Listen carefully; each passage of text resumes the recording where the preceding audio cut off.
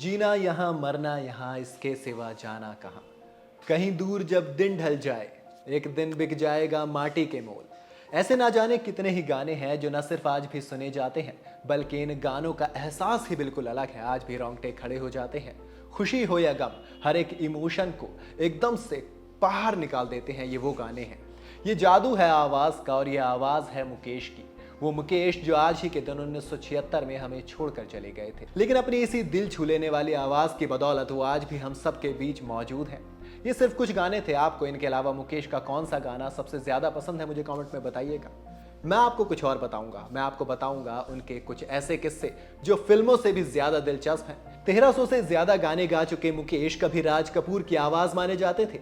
40 के दशक में अपनी गायकी का सफर शुरू करने वाले मुकेश को ट्रेजेडी किंग भी कहा जाता है, क्योंकि उनके मुंबई आने से लेकर उनकी लव स्टोरी तक, सब्जी वाले के उनकी मदद करने से लेकर ना जाने ऐसे कितने किस्से हैं जो देखने के बाद ये लगता है कि क्या वाकई में जिंदगी ऐसा भी कर सकती है।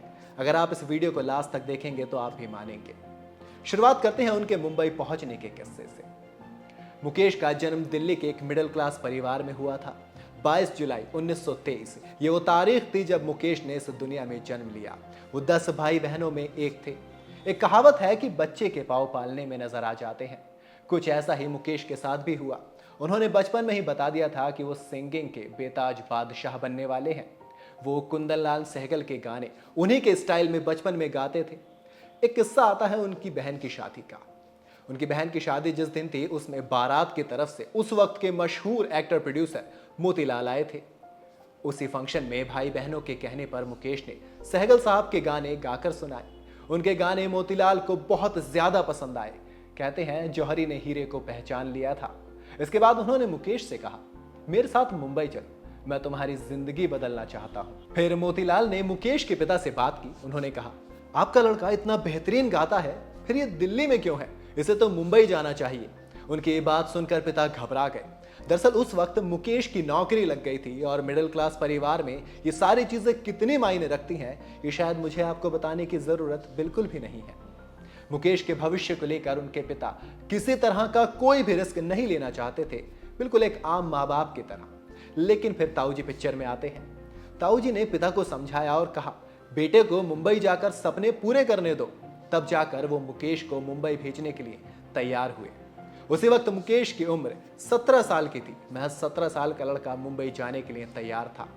अब मोतीलाल की भी कोई संतान नहीं थी, इसी वजह से वो मुकेश को अपने बेटे जैसा मानते थे। उन्होंने ताउम्र मुकेश की परवरिश एक बेटे की तरह की थी। हालांकि जब वो मुकेश को मुंबई लेकर आए तो कहा, तुम्हें सब कुछ मिलेगा, खाना मिलेगा, कपड़े मिलेंगे, मगर खबरदार एक रुपया भी मुझसे मांगा तो तुम्हें इंडस्ट्री में अपनी पहचान खुद के दम पर बनानी पड़ेगी, पैसे भी खुद ही कमाने होंगे। उन्होंने मुकेश को पंडित जगन्नाथ प्रसाद से संगीत की शिक्षा दिलवाई।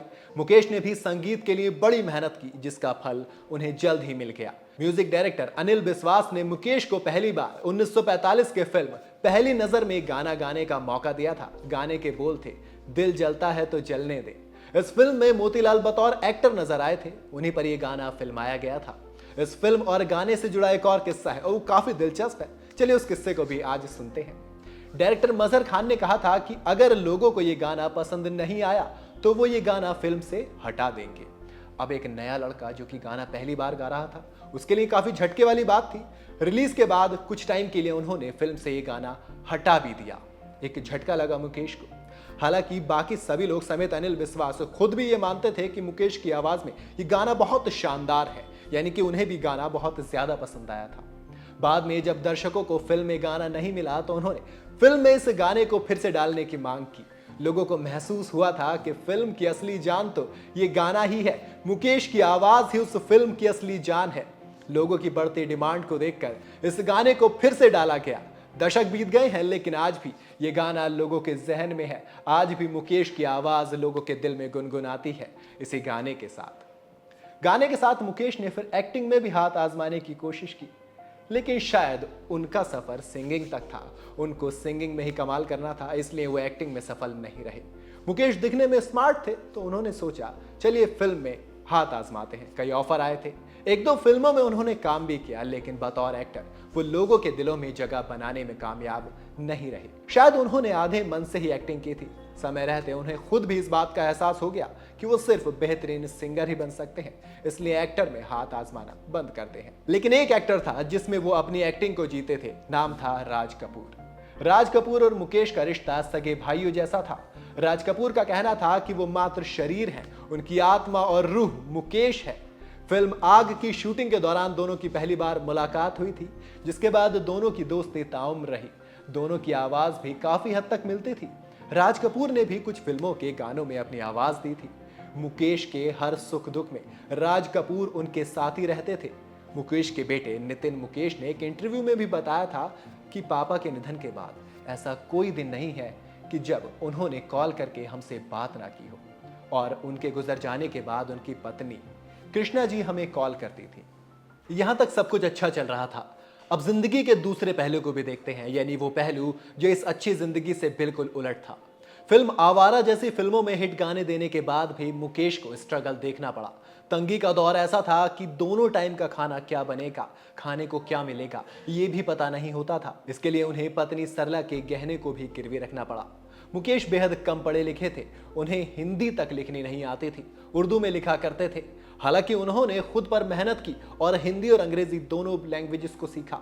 ये दौर उन्होंने देखा था, इसलिए वो चाहते थे कि उनके बच्चे अच्छी तालीम हासिल करें, इसलिए उन्होंने अच्छे स्कूल में बच्चों को पढ़ाया।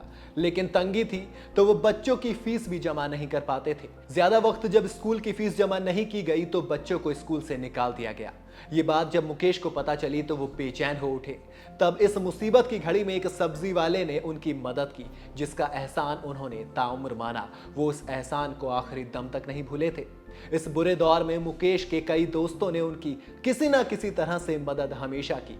पड़ोस की एक महिला का भी जिक्र आता है जो उनके पड़ोस में रहती थी। वो अपने बच्चों के साथ साथ मुकेश के बच्चों के लिए भी खाना कुछ ना कुछ बनाकर ले जाती थी, ताकि वो इस बात की एहसास ना हो सके कि वो तंगी के दौर से गुजर रहे हैं। इसके साथ ही वो मदद भी ऐसा इसलिए करती थी ताकि मुकेश को भी ऐसा ना लगे कि सिर्फ तंगी में मदद की जा रही है। सुनकर रोंगटे खड़े हो जाते हैं ना। ऐसा लगता है कि यार, जिंदगी में इतना सब कुछ हासिल करने के बाद भी एक शख्स इतना सब कुछ झेलता है। तो चलिए एक बार फिर से अच्छी कहानी पर आते हैं। ये किस्सा उनकी लव स्टोरी का है, जो खुद फिल्म से भी ज्यादा फिल्मी है। मुकेश माथुर कास्यस्त थे और सरला गुजरात के बड़ौदा की श्रीमाली ब्राह्मण थी। मुकेश उनके भाई के दोस्त थे तो घर पर आना जाना लगा रहता था। इसी दौरान उनकी और सरला की मुलाकात होती रहती थी। धीरे धीरे वक्त बीतता गया, सरला उन्हें पसंद करने लगी। मुकेश भी उनकी सादगी पर फिदा होकर उन्हें चाहने लगे। दोनों ने शादी करने का फैसला किया। लेकिन अब फिल्मी स्टाइल आता है। कुछ वक्त के बाद ये बात दोनों के परिवारों को पता चल गई। मुकेश के परिवार को इस रिश्ते से कोई एतराज नहीं था, लेकिन सरला के परिवार को यह रिश्ता बिल्कुल गवारा नहीं था। ये बात सामने आते ही सरला के घर पर मुकेश का आना जाना बंद हो गया, पाबंदी लगा दी गई। परिवार के बढ़ते विरोध के चलते दोनों ने भागकर शादी करने का फैसला लिया था। मुकेश को पता था कि इस वक्त सिर्फ एक शख्स है जो उनकी मदद कर सकता है, वो है मोतीलाल। जी हाँ, वही मोतीलाल जो उन्हें अपने बेटे की तरह मानते थे। उन्हें उम्मीद थी कि वही उन्हें सही रास्ता दिखाएंगे, और हुआ भी ऐसा ही। मोतीलाल ने उनसे कहा, तुम सरला से शादी करो, कन्यादान मैं करूंगा।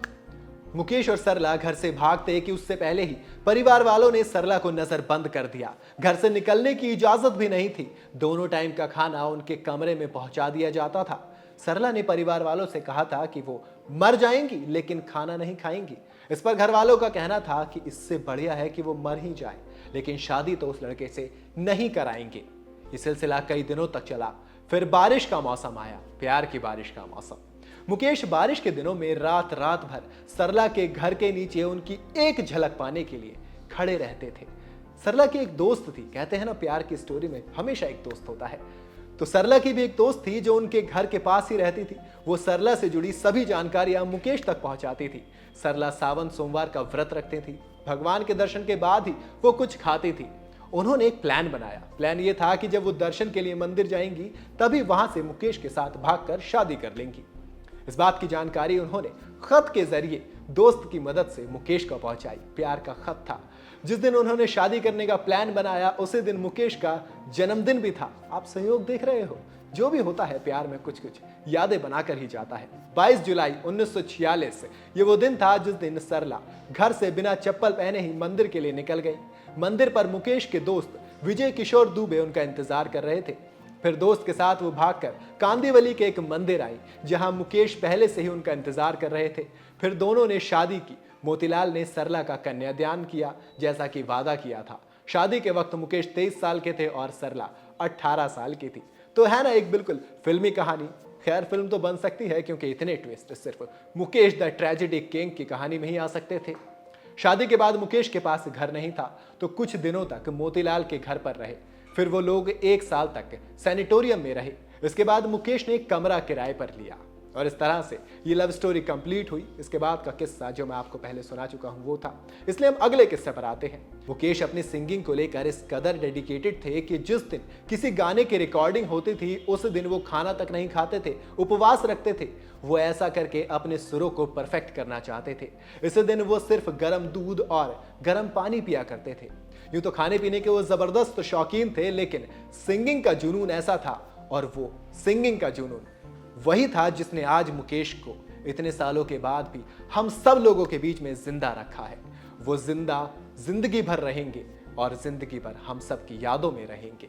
आपको मुकेश का कौन सा गाना सबसे ज्यादा पसंद है और इसमें से कौन सा किस्सा आपको सबसे ज्यादा शानदार लगा? इसके अलावा आपके पास कोई और भी किस्से हैं तो मुझे कमेंट में जरूर बताइएगा। वीडियो अगर आपको पसंद आई हो तो इसे लाइक और शेयर जरूर करें और जाते जाते चैनल को सब्सक्राइब करना बिल्कुल ना भूलें।